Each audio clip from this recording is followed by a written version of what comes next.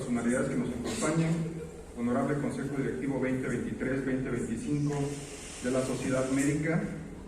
Como todos ustedes saben, la Sociedad Médica del Hospital General Dr. Manuel G. González celebra durante todo este año su cincuentenario. Nuestra sociedad médica tiene la responsabilidad de fortalecer la promoción de la enseñanza y de la investigación, impulsando la actualización de los conocimientos médicos y científicos entre todos los profesionales de la salud. En un mundo en constante evolución, no podemos quedar rezagados. Debemos sumarnos a la rapidez con la que emergen los avances médicos y científicos. Nuestra sociedad médica debe convertirse en un faro de excelencia académica. En cada paso que damos nos respalda la calidad profesional indiscutible de todos y cada uno de nuestros socios, quienes con su dedicación y experiencia enriquecen nuestra institución. Cada aportación médica y científica de nuestros socios se convierte en un legado de progreso y transformación. Nos enorgullece profundamente el impacto que como institución hemos logrado en la vida de los mexicanos. Todos los días somos testigos de cómo nuestros esfuerzos han mejorado la calidad de vida de innumerables personas, brindando diagnósticos más precisos, tratamientos más efectivos y soluciones innovadoras a los desafíos médicos más apremiantes. Debemos aprovechar al máximo la era de la información en la que vivimos, explorando nuevas fronteras de la investigación médica, abrazando las tecnologías emergentes y fomentando una mentalidad de colaboración y aprendizaje. Nuestra sociedad médica debe ser partícipe del cambio en la atención de la salud en México. Debemos ser los impulsores de mejores prácticas e implementación de políticas basadas en la mejor evidencia científica. Somos una voz que aboga por la inversión en investigación y educación. Se requiere asegurar que cada profesional de la salud tenga acceso a los recursos y conocimientos necesarios para poder brindar el más alto nivel de atención a nuestros pacientes. Nuestro carácter académico debe ser y deberá seguir siendo la columna vertebral que sustenta todas nuestras acciones y decisiones. En el marco de nuestro cincuentenario, el Consejo Directivo 2023-2025 ha tomado la decisión de otorgar la cátedra Dr. Manuel G. González a médicos y científicos destacados. Esta cátedra tiene como objetivo principal promover la investigación tanto básica como clínica y sobre todo reconocer el trabajo de quienes impactan con sus investigaciones en las políticas públicas en salud. Todos los galardonados serán invitados a impartir una conferencia magistral, con el propósito de compartir sus conocimientos y experiencias con la comunidad científica y médica de nuestro hospital.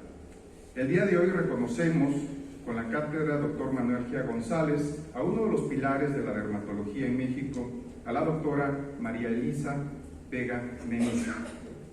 La doctora Vega Memíjes es médica cirujano por la Universidad Nacional Autónoma de México, con especialidad en dermatología, nefrología y micología por el Centro Dermatológico Pascua. Está certificada y recertificada por el Consejo de Dermatología de México y cuenta con la certificación de dermatopatología otorgada por the International Committee for Dermatopathology. Es maestra en Administración de Hospitales y Salud Pública por el Instituto de Estudios Superiores en Administración Pública. Reconocemos además su trabajo directivo como su directora de investigación biomédica del Hospital General Dr. Manuel G. González. En el ámbito académico, es tutora y profesora acreditada por el programa de maestría y doctorado en Ciencias Médicas, Odontológicas y de la Salud de la Universidad Nacional Autónoma de México. Es profesora titular del curso del Plan Único de Especialización Médica en Dermatopatología de la Universidad Nacional Autónoma de México, curso que está acreditado por el Programa Nacional de Posgrados de Calidad CONACYT. Asimismo, es profesora titular del Diplomado Introducción a la Dermatopatología del Hospital General Dr. Manuel G. González, el cual está avalado por la Universidad Nacional Autónoma de México. La doctora Vega es miembro del Sistema Nacional de Investigadores Nivel 1. En los últimos años ha impartido múltiples conferencias en foros nacionales e internacionales. Debemos destacar que ha publicado más de 450 artículos científicos en revistas nacionales e internacionales, además de 30 capítulos en libros. Además, ha dirigido 70 tesis de posgrado, incluyendo tesis de especialidad, maestría y doctorado. Es editora de la Revista Mexicana de Dermatología, lo cual demuestra su liderazgo en México. Además, es socia titular de múltiples academias.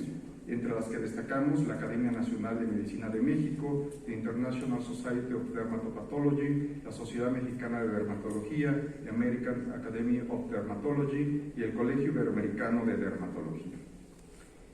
Ha recibido múltiples reconocimientos, de los cuales vamos a destacar dos que nos parecieron los más directamente relacionados con el reconocimiento del día de hoy. Reconocimiento a la trayectoria profesional de la Asociación Nacional de Mujeres Médicas, Asociación Civil, con la distinción Doctora Matilde Montoya, otorgado en la Ciudad de México en noviembre de 2017. Maestra de la Dermatología Ibero-Latinoamericana, máximo galardón otorgado por el Colegio Ibero-Latinoamericano de Dermatología, el cual fue otorgado en Sao Paulo, Brasil, en noviembre de 2018. En la actualidad es jefa de la División de Dermatología del Hospital General Dr. Manuel G. González. El día de hoy nos imparte la cátedra Dr. Manuel G. González, titulado Plurivalclínico, aportaciones en su fisiopatogenia clínica e histopatología. Sean todos bienvenidos.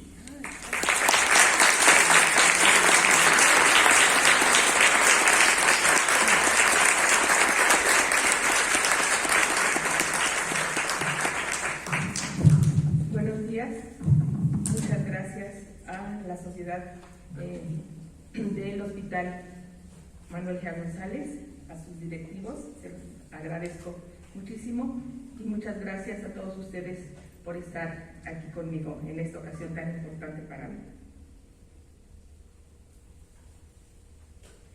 Pues les voy a platicar cómo es que yo me inicié en esto y cómo es que estamos ahora aquí, por este motivo. Yo llegué aquí al hospital el 16 de abril de 1982. En ese tiempo estaba únicamente el edificio que algunos de ustedes conocieron, otros tal vez ya no, pero que lo tenemos aquí. Estaba únicamente ahí. El servicio de dermatología era un consultorio que estaba al fondo, en esta parte, se subía en el primer piso, estaba ahí al fondo, y en ese tiempo, bueno, estaba como consultores de dermatología, venían 1 o 2 veces a la semana el doctor Domínguez y la doctora Joyo. Yo llegué a estar ahí con ellos venían en una forma rutinaria desde 1977 a dar la consulta y recibían ya algunos residentes del Instituto Nacional de la Nutrición y del Programa de Medicina Familiar. Yo me uní a ese binomio que tenía tantos años trabajando juntos y que en cuanto me ingresé con la idea de dar la asistencia, pues el objetivo principal que tenía en ese momento el doctor Domínguez era formar el curso universitario. De ahí iniciamos en 1983, el 1 de marzo de 1983, y ven ustedes que iniciamos con 2 alumnos,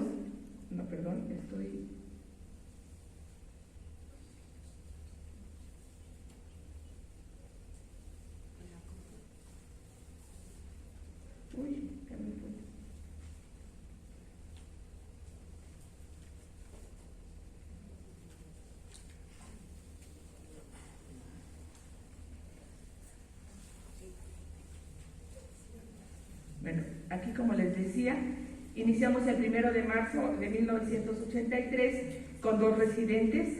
En ese momento eran 2 años de duración del curso. Posteriormente es que ya se aumentaron a 3 años para tener el programa que ahora tenemos. Entonces, de ahí han venido muchísimas generaciones que han estado avanzando. Muchos de ellos están presentes y se los agradezco muchísimo. Riqueza de personas, de médicos con mucho entusiasmo, con mucho gusto, que vinieron a aprender y con ellos nosotros seguimos aprendiendo. Con mucho gusto lo recibimos en ese momento, porque además pues tenemos una riqueza para poder estudiar, investigar, explorar La dermatología tiene una gran cantidad de padecimientos, de enfermedades, y todos ellos son de llamar la atención y ustedes pueden ver, predominan los tumores, que son muchísimos en todas las partes que componen la piel. Pueden tener tumores benignos y malignos, unos muy pequeñitos, unos tal vez insignificantes, otros tan importantes por su agresividad como es el melanoma, las dermatosis inflamatorias, el pénfigo, por ejemplo, que es otra de mis líneas de investigación, las dermatosis pigmentarias acá, el estudio de las micosis, que he tenido oportunidad de trabajar muy cerca sobre esto con el doctor Arenas. Entonces, son muchísimas las ramas en las que uno puede estar trabajando, en varias, bueno, muchas de ellas, prácticamente todas las que están puestas aquí. He tenido oportunidad de trabajar con muchos de ustedes que están aquí presentes. Y después incorporarme pues a lo que es la dermatopatología en un momento, como ya se los he comentado en otras ocasiones. Al inicio teníamos que hacer todo, de todo, todos, ¿no? Los 3 primeros que estuvimos, pues el doctor Domínguez dando la consulta y organizando el servicio, la doctora Joyo y yo dábamos la consulta y los procedimientos quirúrgicos. Esto fue aumentando y después nos repartíamos el trabajo. Cuando llegaron los residentes empezamos a repartir el trabajo. Varias generaciones les tocó todavía que yo hiciera cirugía, ¿no? Alguien puede ver y decir cómo, sí. Yo hacía cirugía.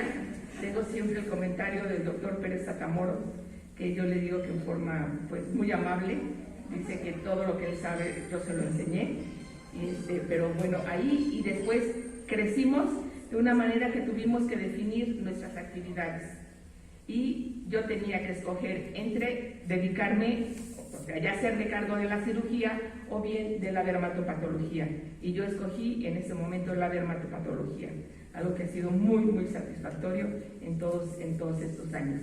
Ya de ahí crecimos, se hizo más grande cuando se integró la doctora Toussaint, Sonia Toussaint, para hacer este equipo y este grupo y esta área del departamento tan importante como es ahora.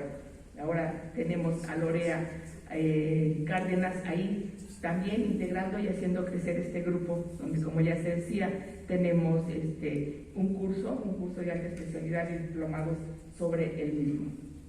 Entonces, con toda esa riqueza clínica, como yo siempre les digo aquí a nuestros residentes, pues tendríamos que avanzar, ¿no? Si siempre tenemos acá las generaciones tan numerosas, todos podrían tomar parte de eso y podemos seguir hacia adelante con esto lo que hay. Y es para los jóvenes que están todavía aquí presentes y que no saben sobre qué pueden hacer su trabajo, pues es cuestión nada más de dar una vista a todo lo que tenemos acá.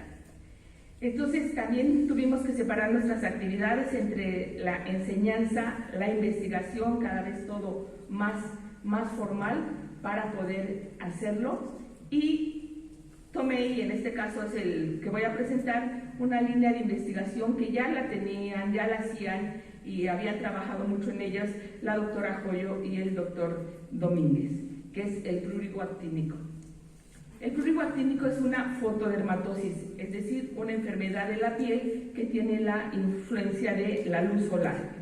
Es una fotodermatosis crónica donde hay una susceptibilidad genética, eso ya se había visto, ya se había descrito, y donde la luz solar desde luego es la que pone acá, porque se presenta en los sitios fotoexpuestos. Se decía que era una reacción de hipersensibilidad tipo 4 cuando esto se empezó a estudiar. Esto, como ya les comentaba, es una enfermedad, es un padecimiento de Latinoamérica, especialmente de Latinoamérica y de los indios americanos, de los apaches, los llamamos así, que ahora ya están en reserva en Estados Unidos y en Canadá, pero a lo largo de nuestro continente se encuentra esta dermatosis. De ahí que tenga esta cantidad de nombres dependiendo del sitio donde lo han estudiado. Por ejemplo, el doctor Domínguez y la doctora Joyo le pusieron erupción polimorfa lumínica tipo prurigo y diferentes, pero el nombre que se quedó es el que le dio el doctor Londoño, un médico colombiano, como prurigo actínico. Ya les decía, esta es una fotodermatosis muy latinoamericana. Vemos acá donde se han señalado, este es el sitio donde se presentan, bueno, desde acá México, en esta área, en Argentina prácticamente no hay, bueno, ahí nos está ya insinuando el factor genético tan importante, y los otros sitios donde se ha señalado es porque se han reportado casos. El caso más representativo, y el doctor Granados lo mencionaba y relataba la anécdota de una manera muy agradable, en que decía que cuando vinieron los ingleses y se instalaron en el centro del país, principalmente en Hidalgo, y nos trajeron ellos los pastes, se llevaron desde luego el prurigo actínico, ¿no? Al mezclarse con nuestras mexicanas, se lo llevaron allá a Inglaterra, y por eso es que hay casos descritos, porque como ya les comentaré, van a ver que tienen los mismos haplotipos. Entonces, volvemos a esto de que es un mestizaje, se presenta en este tipo de pacientes, se inicia en la niñez, de 6 a 8 años de edad, cuando se empiezan a exponer al sol. Los niños predominan en mujeres, y sí se ha visto que en el nivel socioeconómico bajo es donde predominan. Siempre se ha mencionado cuántos ven en la consulta privada este tipo de lesiones, se ven principalmente en las instituciones. Se buscó en un momento, se trató de ver si la alimentación tenía que ver con esto, y no se pudo concluir absolutamente nada. Se presenta en áreas fotoexpuestas, en las áreas donde está en contacto con el sol, y puede iniciarse como eritema, después las pápulas, las costras, es sumamente pruriginoso, esa es una de las características, y si esto persiste nos va a llevar a la liquenificación y a la pigmentación. Esta es una imagen clínica muy típica de estas lesiones, pero podemos ver aquí que, por ejemplo, en este chico tiene algo que a lo mejor no es visible en esta fotografía, pero también tienen los labios, otras lesiones alrededor de la boca, primordialmente.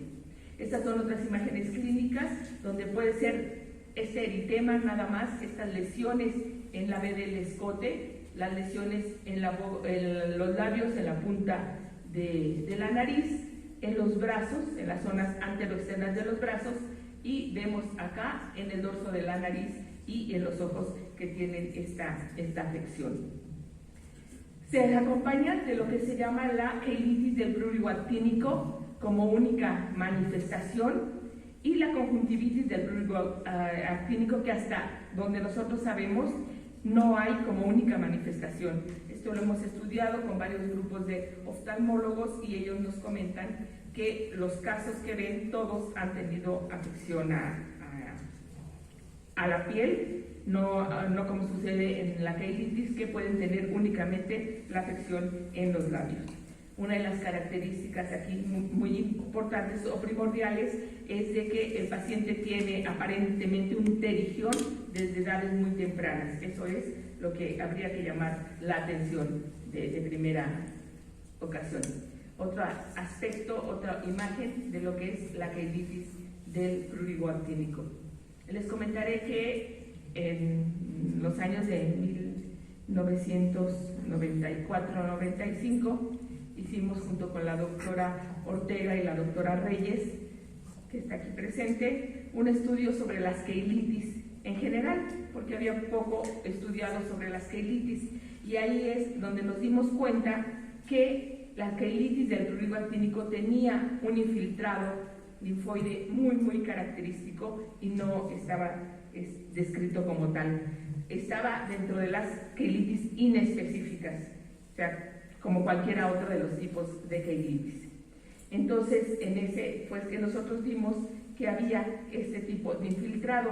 Después, ya comentándolo, cuando el doctor Mosqueda llegó aquí a trabajar con nosotros, él nos decía, yo sí he visto esto, él estuvo en Perú un buen tiempo, yo sí lo vi, pero nosotros la llamábamos como hiperplasia linfoide y nunca la consideramos característica del prurito actínico. Entonces esa fue una de nuestras aportaciones hacia esto, y de ahí pues ya tendríamos que empezar a estudiar las características de cada uno de estos.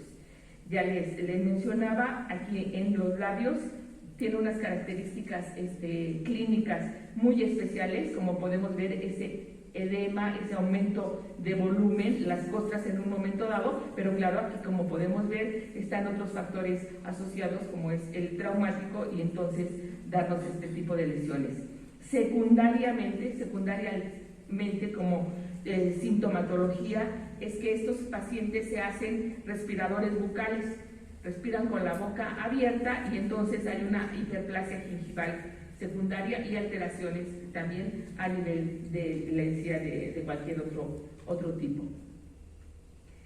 Después ya con esto, intencionadamente, dirigidamente, se hicieron las biopsias de la conjuntivitis del prurito actínico, de quitar eso que parecía un pterigión, y encontramos exactamente lo mismo.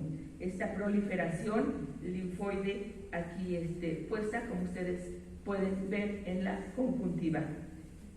Y entonces pues estábamos ya muy estimulados para seguir trabajando. Estas son unas imágenes histológicas de este tipo de lesiones en la piel. En la piel no se logran formar estos folículos linfoides porque tienen la protección de la capa córnea primero y de una epidermis, en este caso gruesa, que impide que los rayos entren y se haga todo el efecto que vamos a hacer después. Mientras que en los labios y en la conjuntiva, que son desde luego mucho más delgados y no tienen esa capa córnea, sí se pueden formar este tipo de infiltrado. Siguieron ya los estudios y la doctora Esther Guevara fue la que hizo los primeros en un trabajo de tesis que fue de los primeros que ganó el GEAPUIS, el concurso de GEAPUIS de aquí del hospital, en donde la inmunohistoquímica demostró que se trataba de este tipo de folículos linfoides.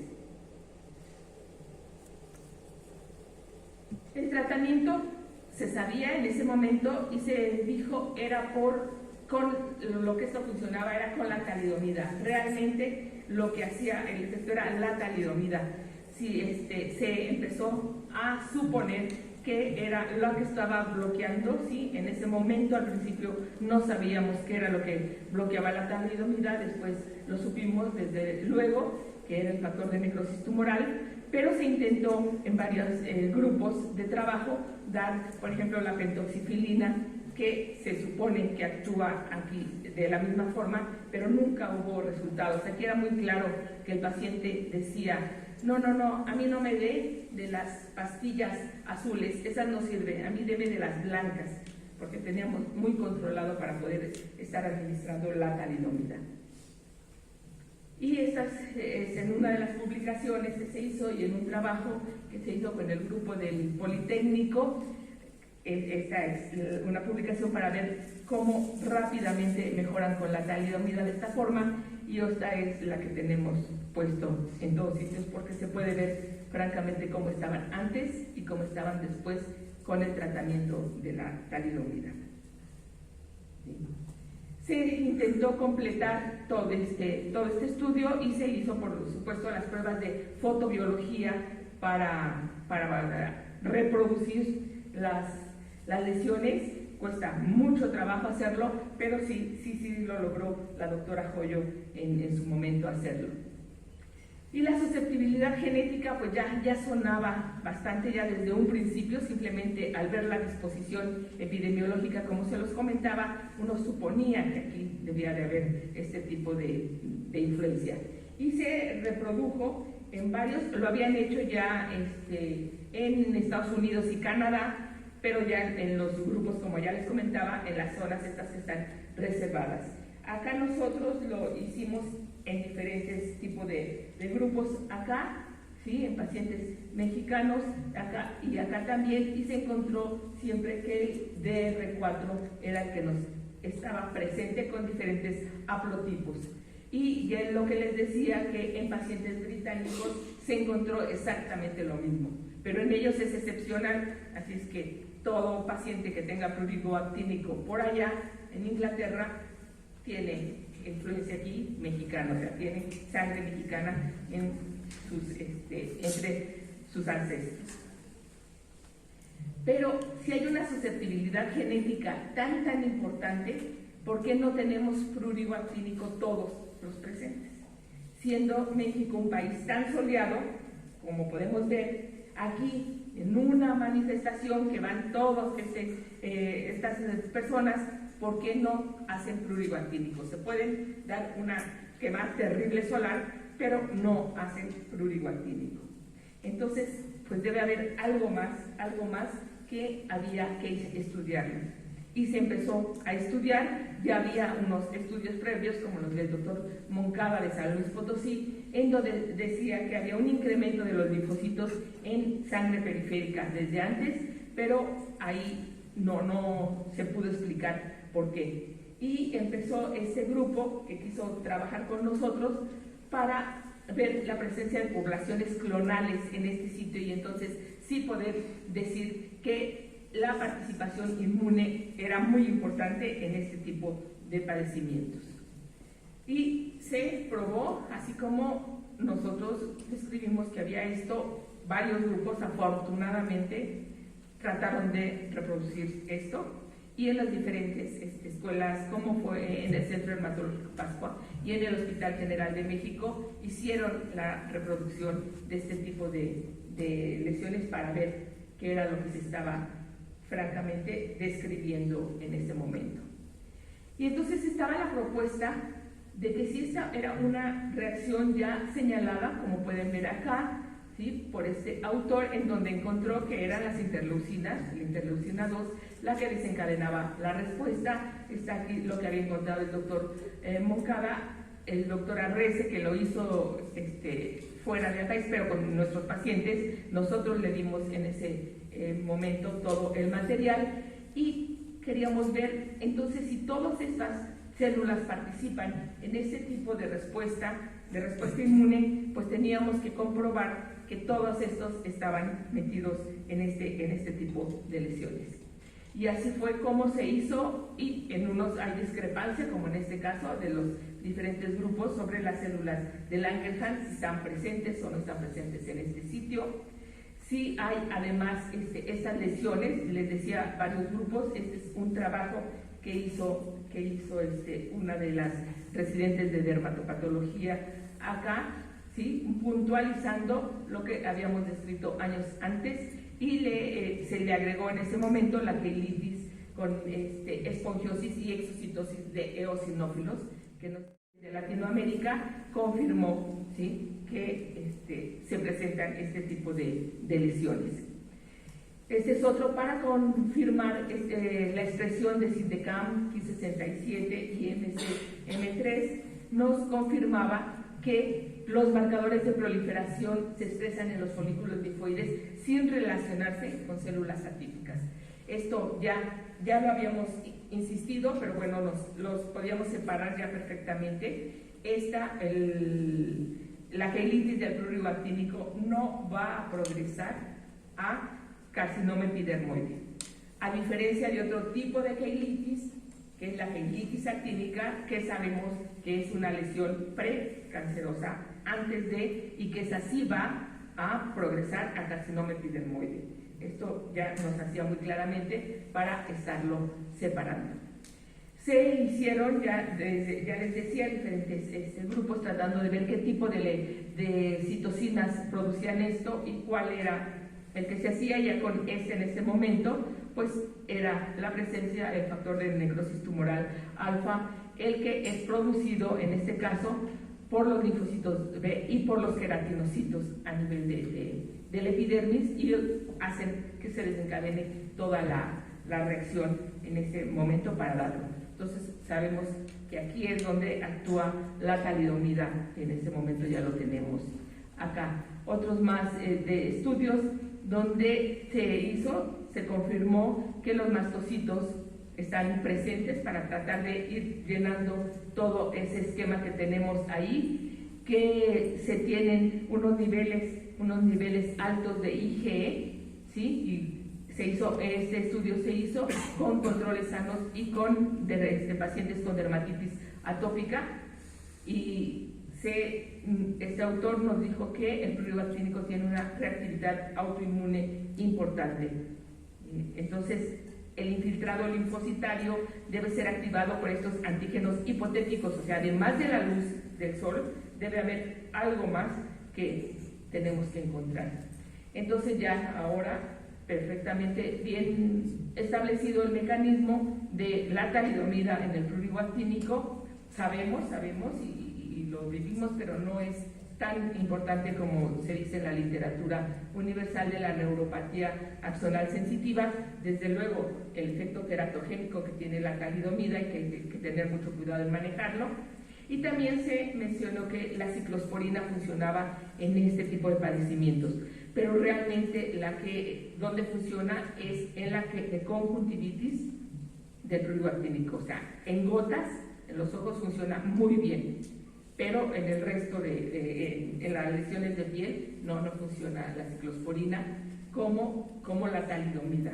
Entonces, bueno, se ha visto, y la administración por vía oral no modificó en sangre periférica los niveles de estas citocinas.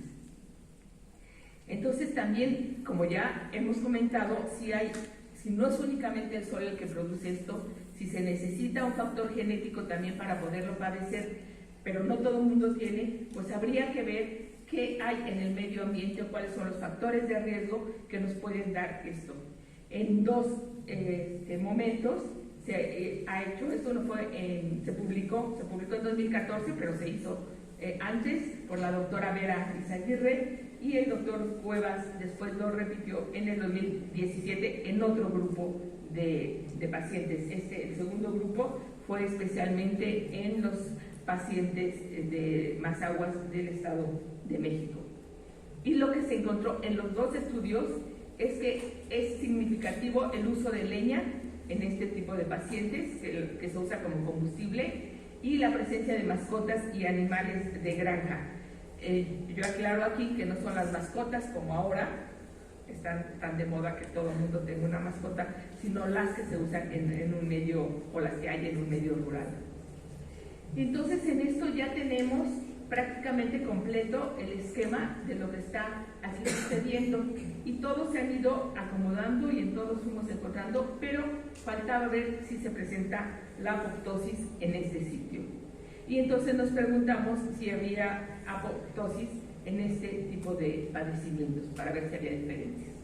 Buscando, los mecanismos de producción de la apoptosis, las técnicas de detección de la apoptosis, como pueden ver aquí. Sí, usamos la técnica del túnel para ver esto. Se usó en muestras de piel y en muestras de labios, de queilitis, para poder demostrar, vean ustedes, los folículos linfoides, la presencia de estas lesiones con técnica de túnel, y lo pusimos después con la caspasa y con la inmunistoquímica acá para demostrar también en este tipo de lesiones, sí, con sus controles respectivos para poderlo hacer. Y se vio en estos trabajos que se expresaban las proteínas de CL2, caspasa y P53, y que se corroboró la activación de la apoptosis por medio de la vía intrínseca. Si la vía intrínseca está asociada a factores externos ambientales, es necesario profundizar el estudio de estos en la etiopatogenia del prurigo actínico.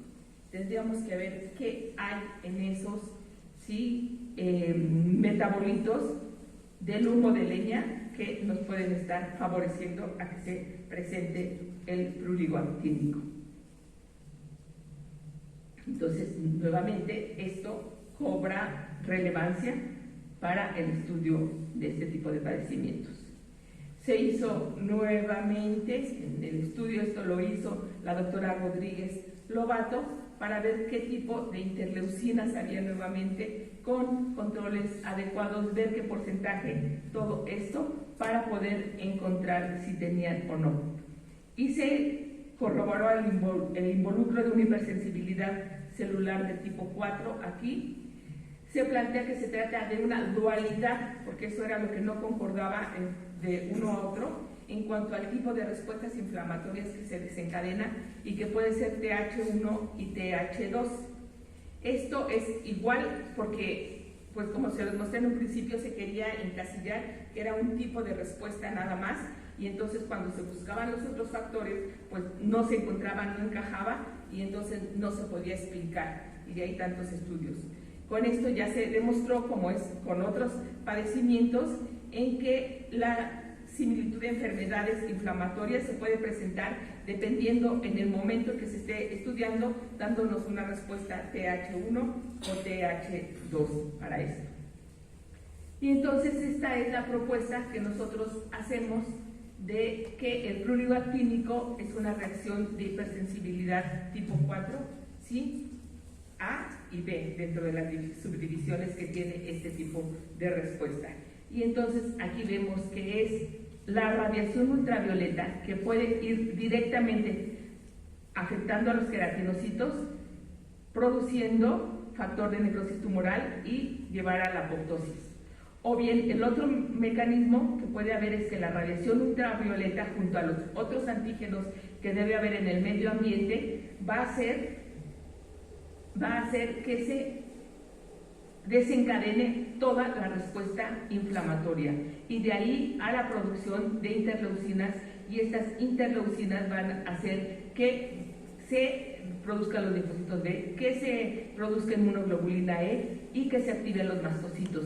Y de esta manera, si nos vamos directamente al estímulo que pueden tener los linfocitos T, nos puede dar la respuesta TH1, TH2, dependiendo del momento en el que estemos estudiando al paciente. Esto va a hacer que se produzca el factor de necrosis tumoral alfa o el interferón, y de esta manera llevar otra vez a la apoptosis. Y aquí, siguiendo esta producción de respuesta TH2, nos va a llevar a la formación de interleucinas de esta manera y producir los eosinófilos o activar los eosinófilos que vemos en nuestras pruebas histológicas que están reportados en el suero también. Esta aportación, esta la tenemos, la publicamos en nuestra aportación para decir qué es esto. Se ha tomado en otras publicaciones recientemente, ya es tomado, y en hacer referencias al prurigo actínico ya toman esta propuesta de fisiopatogenia.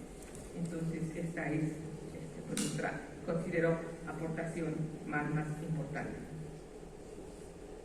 En conclusión, con esto, con todos estos años de trabajo, es que el prurigo actínico es una entidad americana, secundaria a una reacción de hipersensibilidad tipo 4, y de esta A y B. Este es el resultado de muchísimos años de trabajo de todo un equipo, como ya les mencionaba en un principio, en que todos hemos aportado un grano de arena para que esto se logre, y para que eso está, y todavía tenemos mucho adelante por investigar. Quiero dar las gracias, quiero terminar dándole las gracias pues a los directivos de todo este tiempo que he tenido aquí, con los que he contado apoyo, con mis compañeros de trabajo, con los residentes y estudiantes, con los que sería imposible haber llegado a este punto de trabajo si no hubiéramos contado con ellos, con ese trabajo recíproco. Yo siempre digo que no son solo que nosotros enseñamos, son ellos los que nos dan, nos retroalimentan y nos hacen productivos, y es el estímulo para estar trabajando constantemente. A los pacientes del hospital, al que yo quiero tanto, los pacientes que son lo más hermoso que pueda haber, yo estoy muy contenta de trabajar aquí por los pacientes que vienen aquí. Ya les decía a todos mis compañeros, al equipo, a mi familia, que las he tenido siempre apoyándome en todo momento, y como lo dije ayer y lo repito ahora que están aquí los tres, a mis hijos, que han sido mis maestros de vida. Muchas gracias por su atención.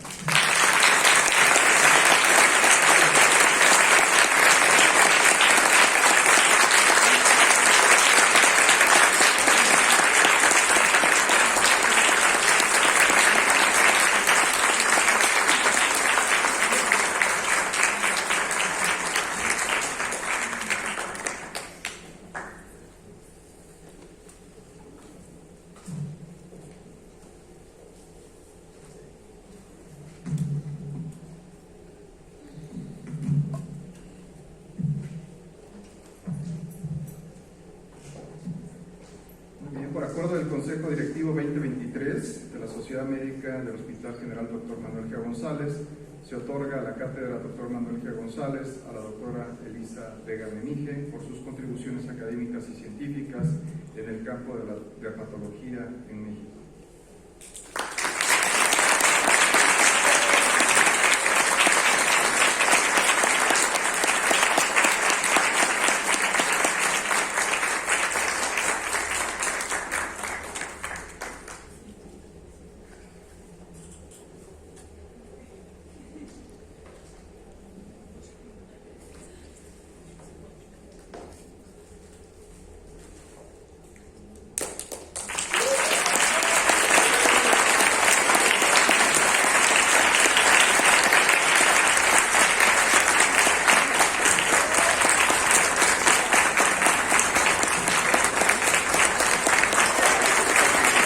Ha ha ha ha.